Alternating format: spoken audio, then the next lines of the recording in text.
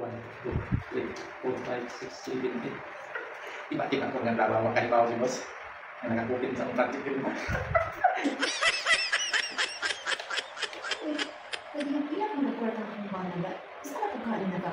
Nakadilihin siya o kwarta. Nakikita ko na. Isa na siya.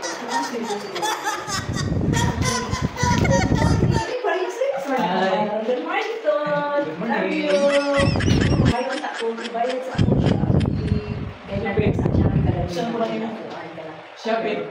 Puro na ka Shopee. Wala yung undang Shopee. Nato niya lang. Sige lang order.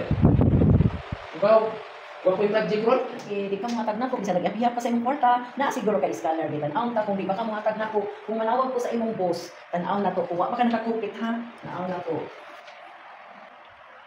Wala na. Imong on. Anong naghawin ka ng telepon isa tawagan mo? Shopee ka. Ipa-deliver nimo o imo ipa-cancel. Ang tawagan imong boss, tanaw na kung wala ka kakupit sa imong project karon. Be, tanaw ka. Wala ka kakupit sa project karon ha. Sige, manawag ko sa imong boss aron tanaw na ko kung wala gyud kay kwarta, manag-iyak-iyak man kaniya. Ang boss mo rin. Tumay dili ginahangad mo. Naman kay kinahanglan sa kalibo lang ikaw matadagan ikagyaw-yaw na. Iyak na sa imong kwarta. Sa kalibo para sa Shopee nimo. Oo, para sa Shopee. Sa kalibo mo ni peanuts. No. Dapat kag kwarta na. Oh no. Ay, ano may mata na daw sa tuya ko. Wala ni Smith ha. Ang kanang dili mo na ay pangpala niyo pang snack ano mo yung crispy Andrews Smith ha. Ay, thank you. Okay, salamat. Ako ba ang para sa buong kanila ng gabi. Tingnan.